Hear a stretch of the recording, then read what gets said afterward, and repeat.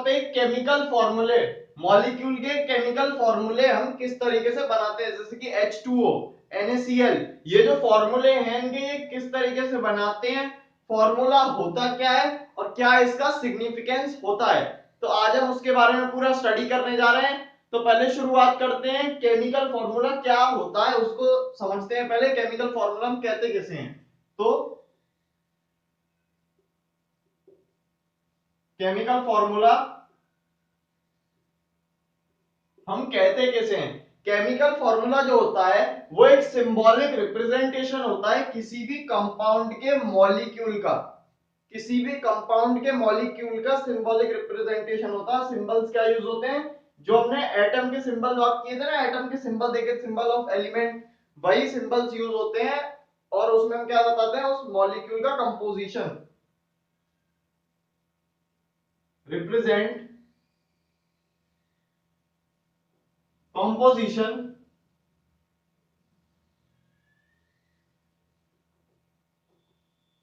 Represent, chemical formula क्या करता है, रिप्रेजेंट करता है composition of molecule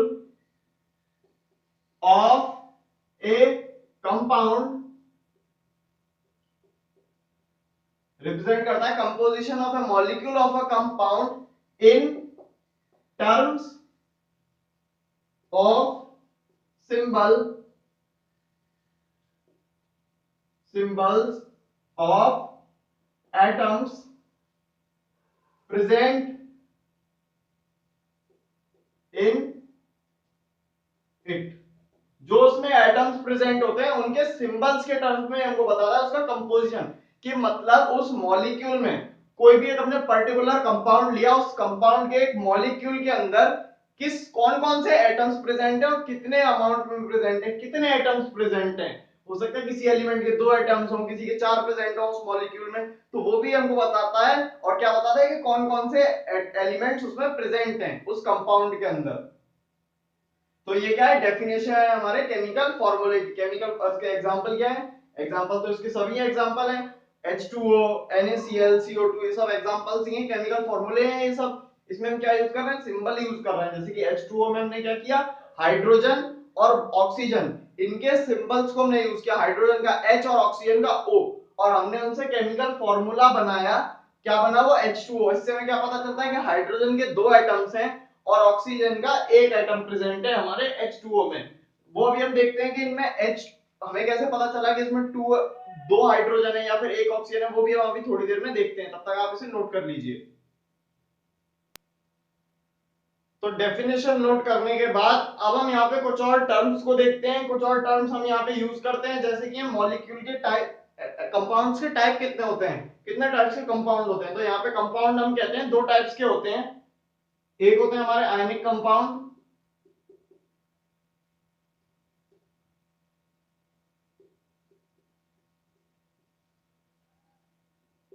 ionic compounds, ionic compounds हमारे ऐसे कंपाउंड्स होते हैं जिनमें कि हमारे कौन से एलिमेंट्स प्रेजेंट हो, या एक तो मेटल प्रेजेंट हो प्लस एक नॉन मेटल प्रेजेंट हो।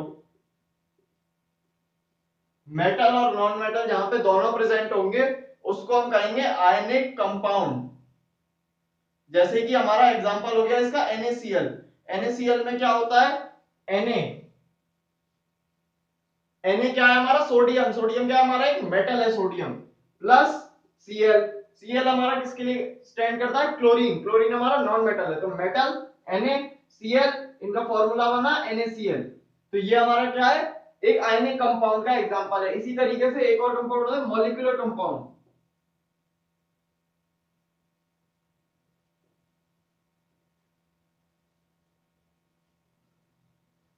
इनको या फिर हम कहते हैं कोवेलेंट कंपाउंड्स, कोवेलेंट,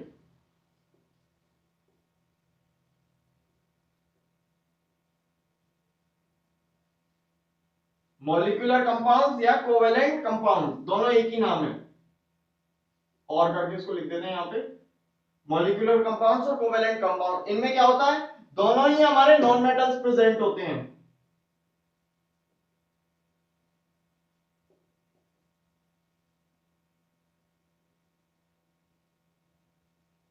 दोनों ही जो हमारे प्रेजेंट होते हैं नॉन मेटल्स प्रेजेंट होते हैं। ऐसे कंपाउंड्स नहीं होते जहां पे दोनों ही हमारे मेटल्स प्रेजेंट हो, उनको हम क्या कहते हैं, एलॉयज में की कैटेगरी में आ जाते हैं, वो हमारे सॉल्यूशन बनते हैं फिर जहां पे दो मेटल्स प्रेजेंट होते हैं।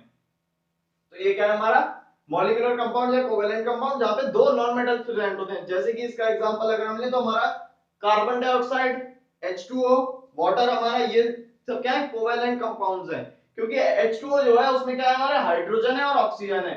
हाइड्रोजन और ऑक्सीजन दोनों ही हमारे नॉन मेटल्स की कैटेगरी में आते हैं, दोनों ही हमारे नॉन मेटल्स हैं, इसीलिए हम उसको क्या कहेंगे covalent compounds. Carbon dioxide, carbon और ऑक्सीजन दोनों ही हमारे क्या है नॉन मेटल्स हैं, इसीलिए वो भी हमारा क्या होगा कोवेलेंट कंपाउंड्स में ही आएगा। तो ये दो टाइप्स के कंपाउंड्स होते हैं। इसके बाद एक और टर्म होती है इलेक्ट्रोनेगेटिविटी। इलेक्ट्रोनेगेटिविटी को अभी आपको बहुत डिटेल में नहीं पढ़ना है, थोड़ा सा लेकिन इसको समझ लेते हैं। इलेक्ट्रोनेगेटिविटी,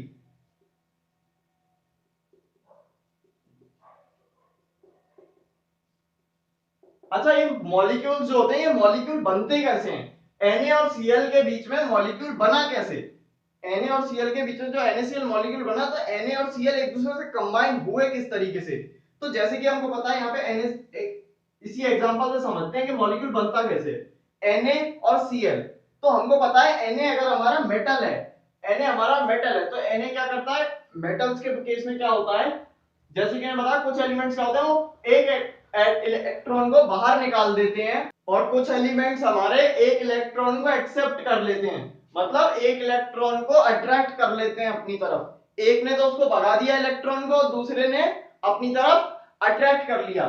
तो Na क्या करता है, हमारे जितने भी मेटल्स होते हैं, हमारे जितने भी मेटल्स होते हैं वो सब क्या करते हैं, वो इलेक्ट्रॉन्स को भगा देते हैं, उनके पास इलेक्ट्रॉन एक्स्ट्रा आ जाते हैं, ज्यादा इलेक्ट्रॉन्स होते हैं, तो वो स्टेबल होने के लिए इलेक्ट्रॉन्स को बाहर निकाल देते हैं एटम के अंदर से।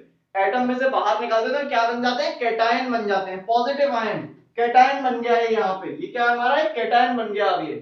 और नॉन मेटल जितने भी होते हैं, जितने भी नॉन मेटल्स हैं, वो सब क्या करते हैं, वो उनके पास इलेक्ट्रॉन्स कम होते हैं, तो वो क्या करते हैं इलेक्ट्रॉन्स को अपनी तरफ अट्रैक्ट कर लेते हैं, इलेक्ट्रॉन को अपनी तरफ खींच लेते हैं और अपने एटम के अंदर उसको मिला लेते हैं। तो ये क्या बन जाता है, इन पे नेगेटिव चार्ज आता है, क्योंकि इलेक्ट्रॉन को अट्रैक्ट कर लेते हैं, इलेक्ट्रॉन नेगेटिव चार्ज पार्टिकल होता है, इलेक्ट्रॉन को अट्रैक्ट किया तो इनके पास आया नेगेटिव चार्ज, जिस वजह से क्या बन जाते हैं, एनायन बन जाते हैं। तो ये हमारा कैटायन बना, ये हमारा एक आयन बना। तो अब इसमें क्या आ गया पॉजिटिव चार्ज, इस पे आया नेगेटिव चार्ज। अब जब सोडियम ने इलेक्ट्रॉन को निकाल दिया, सोडियम ने क्या किया, एक इलेक्ट्रॉन को यहां से निकाल दिया, इसने इलेक्ट्रॉन को भगा दिया यहां से।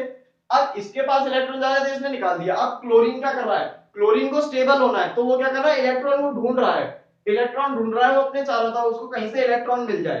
तो इसने इलेक्ट्रॉन को भगाया, तो अब क्लोरीन को यहाँ पे दिखा इलेक्ट्रॉन है, तो इसने क्या किया, इलेक्ट्रॉन को अपनी तरफ अट्रैक्ट कर लिया। तो इलेक्ट्रॉन क्या हुआ, Na से निकल के क्लोरीन में चला गया, सोडियम से निकल के इलेक्ट्रॉन चला गया क्लोरीन में। अब इस पे पॉजिटिव चार्ज आ गया, इस पे नेगेटिव चार्ज। और आपको पता होगा 8th क्लास में आपने पढ़ा होगा कि पॉजिटिव चार्ज और नेगेटिव चार्ज अपोजिट चार्जेस एक दूसरे को अट्रैक्ट करते हैं, लाइक चार्जेस रिपेल करते हैं और अनलाइक चार्जेस अट्रैक्ट करते हैं। तो ये अनलाइक चार्जेस हैं, ये इलेक्ट्रॉन इसमें से निकल के इसमें चला गया। अब यहाँ पे ये आ गया पॉजिटिव चार्ज, ये यहाँ पे पॉजिटिव चार्ज है सिस्टम पे, इस पे नेगेटिव चार्ज है, तो ये क्या करेंगे, एक दूसरे को अट्रैक्ट करेंगे, ये Na और Cl, Na प्लस और Cl माइनस एक दूसरे को अट्रैक्ट करेंगे और कंबाइन हो जाएंगे, चिपक जाएंगे, और क्या बन जाएगा यहाँ पे Na और Cl। इस तरीके से यहाँ पे क्या बन गया, NaCl का हमारा एक मॉलिक्यूल बन गया यहाँ पे ये। तो इस क्या हुआ, यहाँ पे Na से निकल के इलेक्ट्रॉन गया क्लोरीन में, और यहाँ पे क्या बन गया, इन पे चार्ज आया, जिस वजह से ये एक दूसरे को अट्रैक्ट करने लगे, और अट्रैक्शन की वजह से ये आपस में चिपक गए और क्या बन गए, मॉलिक्यूल बना लिया। तो इलेक्ट्रोनेगेटिविटी क्या होता है, इलेक्ट्रोनेगेटिविटी होती है किसी भी एटम की कैपेसिटी, किसी भी एटम की कैपेसिटी क्या करने की, इलेक्ट्रॉन को अपनी तरफ अट्रैक्ट करने की, इलेक्ट्रॉन को अट्रैक्ट करने की टेंडेंसी किसी भी एटम की क्या होती है, उसकी इलेक्ट्रोनेगेटिविटी। तो इलेक्ट्रोनेगेटिविटी क्या है, आप अपने लैंग्वेज में लिख सकते हैं इसे, क्या है, टेंडेंसी है किसी भी एटम की इलेक्ट्रॉन को बॉन्ड में से, यहाँ पे क्या इनके बीच में बॉन्ड है, बॉन्ड में से इलेक्ट्रॉन को अपनी तरफ अट्रैक्ट कर लेने की टेंडेंसी है इलेक्ट्रोनेगेटिविटी। तो ये हो गया इलेक्ट्रोनेगेटिविटी। अब जानते हैं थोड़ा सा वैलेंसी के बारे में, एक टर्म यहाँ पे यूज करते हैं वैलेंसी, इसके बारे में हम अगले चैप्टर में डिटेल में समझ में आएगा, जब हम स्ट्रक्चर ऑफ एटम में इलेक्ट्रॉनिक कॉन्फ़िगरेशन देख रहे होंगे, इलेक्ट्रॉनिक कॉन्फ़िगरेशन अगले चैप्टर में हम देखेंगे, तब वहां पे ज्यादा अच्छे से समझ में आएगा वैलेंसी किस तरीके से डिफाइन की जाती है। लेकिन अभी वैलेंसी को समझते हैं। तो वैलेंसी क्या है?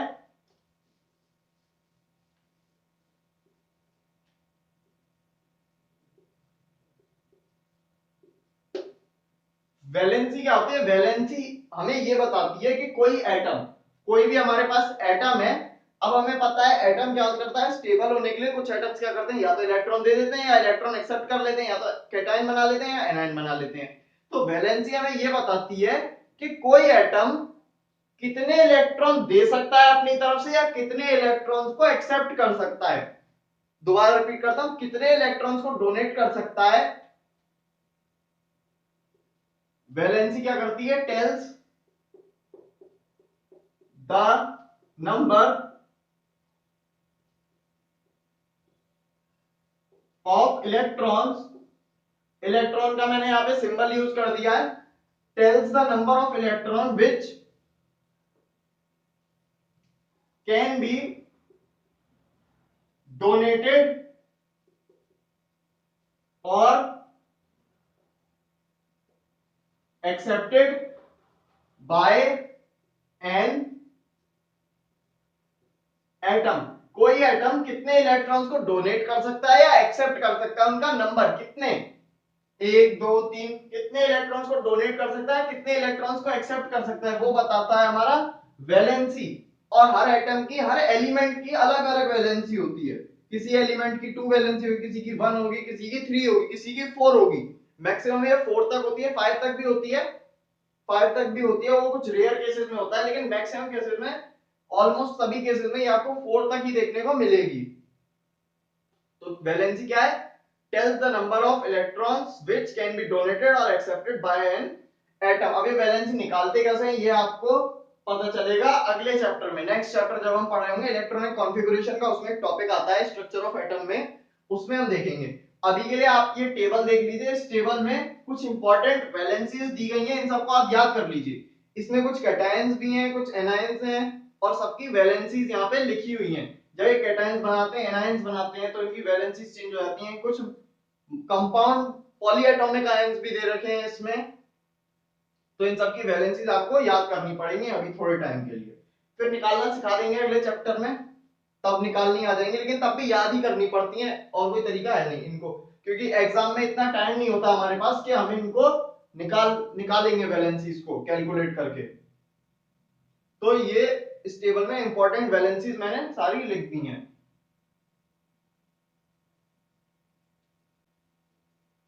इसके बाद देखते हैं कि अब हम केमिकल फॉर्मूले कैसे बनाते हैं। वैलेंसी को अब हमने देख लिया, अब देखते हैं केमिकल फॉर्मूले कैसे बनाएंगे। हम वैलेंसी की मदद से ही बनाएंगे हम केमिकल फॉर्मूले।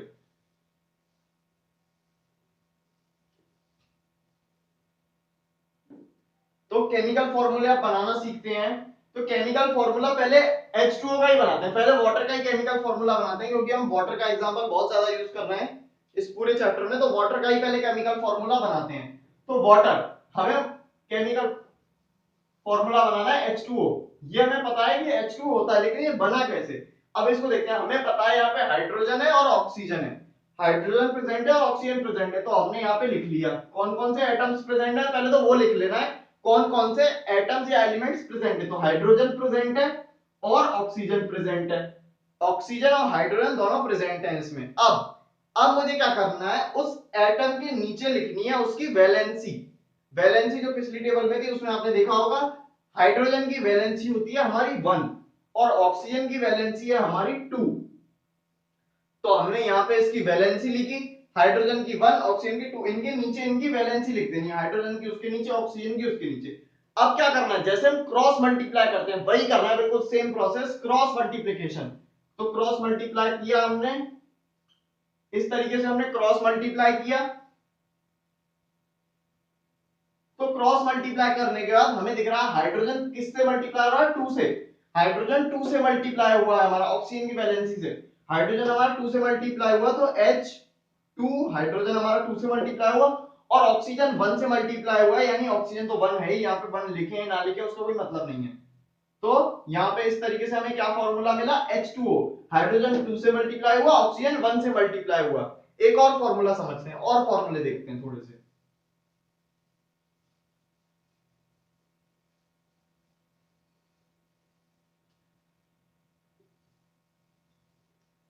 एल्यूमिनियम ऑक्साइड थोड़ा कॉम्प्लेक्स कंपाउंड हो जाते हैं। एल्यूमिनियम ऑक्साइड, एल्यूमिनियम ऑक्साइड का फॉर्मूला होता है Al2O3, Al2O3 ये होता है एल्यूमिनियम ऑक्साइड का फॉर्मूला। ये मैंने थोड़ा इसीलिए ऐसा आइटम लिया ताकि इसमें सब अच्छे से क्लियर हो जाएगा। तो एल्यूमिनियम ऑक्साइड का अब हम देखते हैं। तो एल्यूमिनियम लिखते हैं एटम, पहले हमें दिख रहा है इसमें एल्यूमिनियम का एटम प्रेजेंट है तो हमने एल्यूमिनियम लिखा। फिर हमें दिख रहा है यहाँ पे ऑक्सीजन का भी एटम है, ऑक्सीजन लिखा। फिर हमने लिखी इनकी वैलेंसी। देखिए हमें ये फॉर्मूला नहीं पता, ये तो हमें अब पता चल गया है, लेकिन जब हम फॉर्मूला बना रहे हैं इसका मतलब हमें ये फॉर्मूला नहीं पता, तभी तो हमें बनाने की जरूरत पड़ रही है। हमें ये फॉर्मूला नहीं पता, हमें क्या पता है कंपाउंड है एल्यूमिनियम ऑक्साइड। एल्यूमिनियम ऑक्साइड हमें नाम से पता चल रहा है कि इसमें क्या होगा, एल्यूमिनियम होगा और ऑक्सीजन होगा। तो एल्यूमिनियम है हमारे पास और ऑक्सीजन है, हमने लिख लिया। ये दोनों एटम्स हमारे पास प्रेजेंट हैं। अब हम क्या करेंगे, इनकी वैलेंसी लिखेंगे इनके नीचे। तो एल्यूमिनियम की वैलेंसी कितनी होती है, 3 होती है। ऑक्सीजन की वैलेंसी कितनी होती है, 2 होती है। ऑक्सीजन की वैलेंसी 2 होती है, हमने पिछले एग्जांपल में भी देखा था। एल्यूमिनियम की वैलेंसी 3 होती है। अब हम क्या करेंगे, फिर से हमको क्रॉस मल्टीप्लाई करना है। क्रॉस मल्टीप्लाई करेंगे इनको, क्रॉस मल्टीप्लाई किया तो क्रॉस मल्टीप्लाई करने के बाद हम देख रहे हैं एल्यूमिनियम का मल्टीप्लाई किससे हो रहा है, एल्यूमिनियम का मल्टीप्लाई हो रहा है 2 से।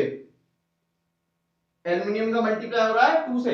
जो मल्टीप्लाई होते हैं वैलेंसीज जो आती हैं, ये जो नंबर जो आते हैं इनको हम सबस्क्रिप्ट में लिखते हैं। सबस्क्रिप्ट मतलब क्या होता है, कोई भी हमने लेटर लिखा, ए लिखा और उसके नीचे हमने छोटा सा कोई नंबर बना दिया, ये होता है सबस्क्रिप्ट। और सुपरस्क्रिप्ट क्या होता है, इसमें हम इसी को ऊपर लिख देते हैं। जैसे हम पावर लगाते हैं, पावर जब हम लगाते हैं तब हम उसको सबस्क्रिप्ट में लिखते हैं। यहाँ पे हम क्या करेंगे, सुपरस्क्रिप्ट में लिख, सॉरी, पावर जब हम लगाते हैं तब हम उसे सुपरस्क्रिप्ट में लिखते हैं, यहाँ पे हमको सबस्क्रिप्ट में लिखना है।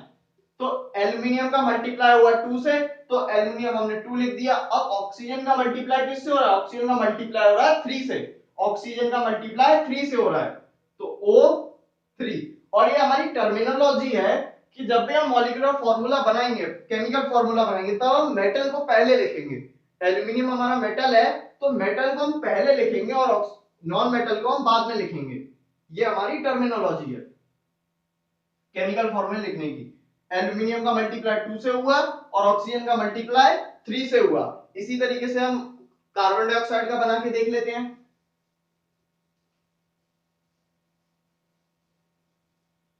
कार्बन डाइऑक्साइड का फॉर्मूला बनाते हैं, तो हमें कार्बन डाइऑक्साइड, कार्बन डाइऑक्साइड हमें पता चल रहा है ऑक्साइड है, कुछ ऑक्साइड यानी ऑक्सीजन से रिलेटेड है, और कार्बन तो हमें दिख ही रहा है कार्बन डाइऑक्साइड में कि कार्बन प्रेजेंट है, तो हमने कार्बन बनाया और ऑक्सीजन बनाई, कार्बन और ऑक्सीजन।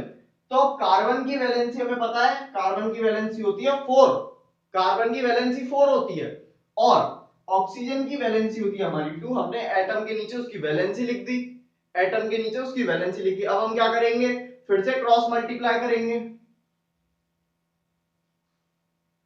क्रॉस मल्टीप्लाई किया हमने इनमें। अब क्रॉस मल्टीप्लाई किसका हुआ, कार्बन का, तो 2 से मल्टीप्लाई हुआ, कार्बन का मल्टीप्लाई हुआ 2 से। जैसे मल्टीप्लाई हो बिल्कुल वैसे ही लिखते हैं अभी। ऑक्सीजन का मल्टीप्लाई हुआ 4 से, ऑक्सीजन का मल्टीप्लाई हुआ 4 से। अब हमें क्या मिला, C2O4। अब हम इसको क्या करेंगे, जैसे हम मैथ में करते हैं, अगर हमें दिखता है कहीं पे मल्टीपल हो रहा है, जैसे कि हम अगर हम कहीं पे दिख रहा है कि 2/4 लिखा हुआ है, तो हम क्या करेंगे, इसको कैंसिल करके हम लिख देंगे 1/2। ऐसा हम कर देते हैं मैथ्स में, बिल्कुल सेम हमको यहाँ पे करना है, बिल्कुल सेम। अब यहाँ पे हमें दिख रहा है यहाँ पे 2 है, यहाँ पे 4 है, तो ये तो 2 से कैंसिल हो सकते हैं अभी। तो 2 से मैंने इसको डिवाइड कर दिया, 2 से मैंने इनको क्या कर दिया, डिवाइड कर दिया। 2 से जब मैं 2 को डिवाइड करूंगा तो कार्बन का क्या आएगा, 1 आ जाएगा यहाँ पे। और 2 4 को जब मैं 2 से डिवाइड करूंगा तो ऑक्सीजन का यहाँ पे आ जाएगा 4 डिवाइडेड बाय 2। ऐसे लिख देता हूं मैं, डिवाइड कर दिया मैंने इनको 2 से।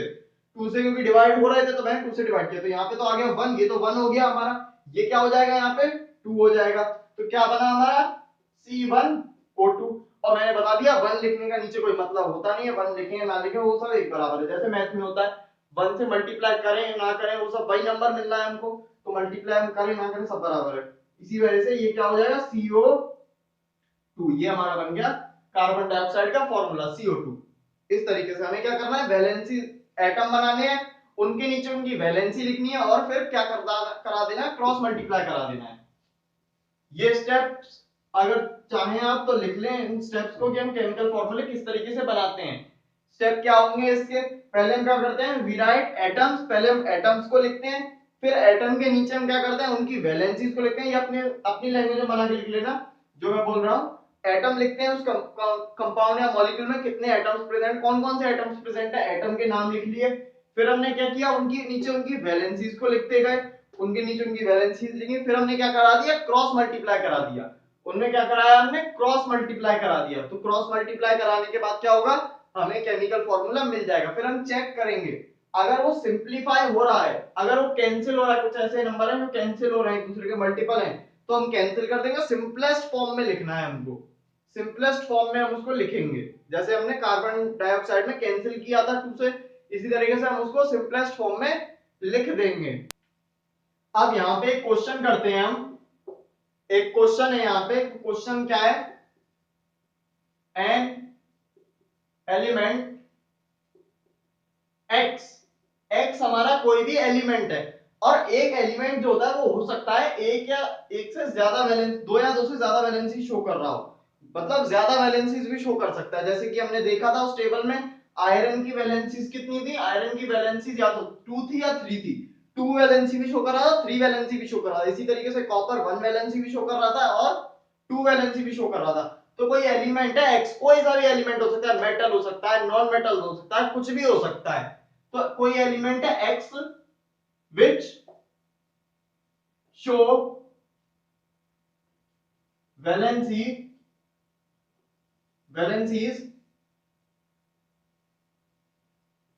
3 and 5, 3 and 5 दोनों ही वैलेंसी शो करता है। फाइंड केमिकल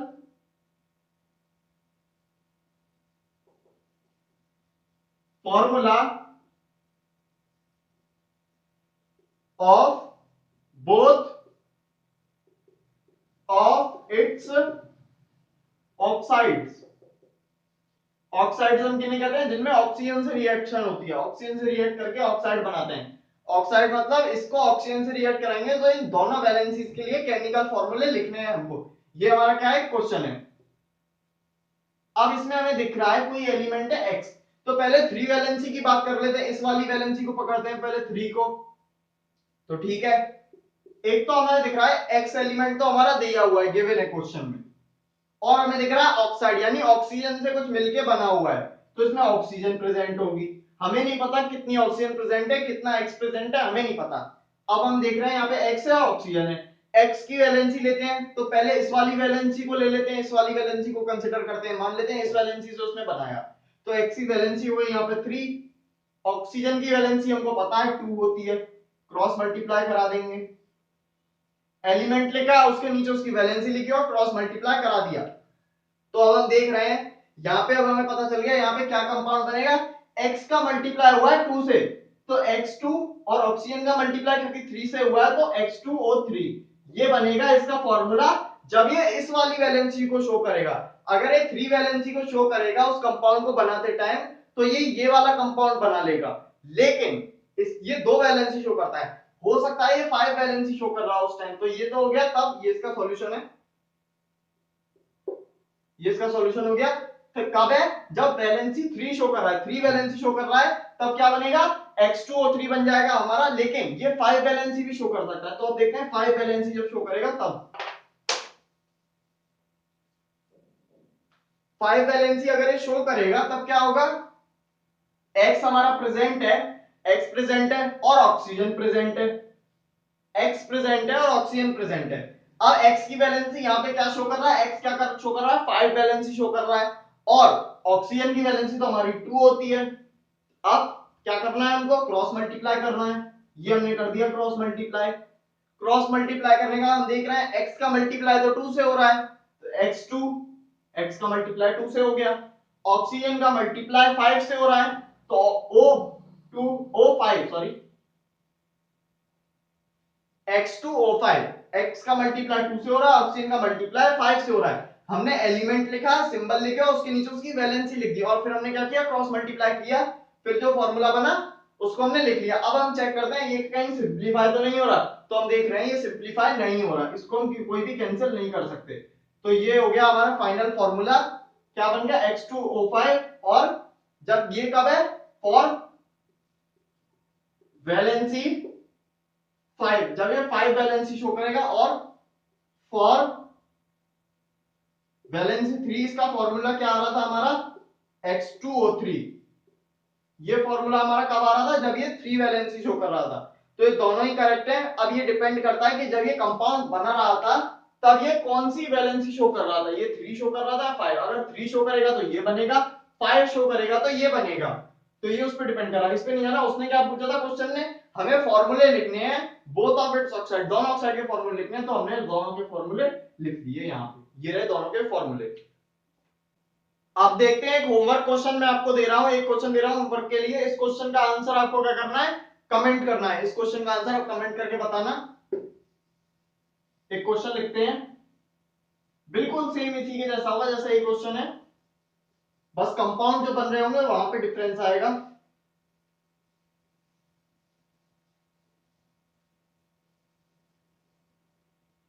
क्वेश्चन है,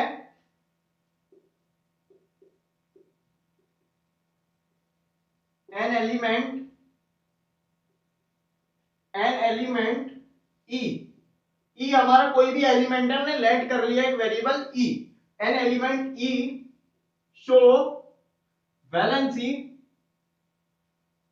ऑफ 4, 4 उसकी वैलेंसी, 4 वैलेंसी शो कर रहा है। जैसे हमारा कार्बन हमारा 4 वैलेंसी को शो कर रहा था, इसी तरीके से इसकी वैलेंसी क्या है हमारी, इसकी भी वैलेंसी हमारी 4 है। तो shows valency of 4, find formula of its chloride, find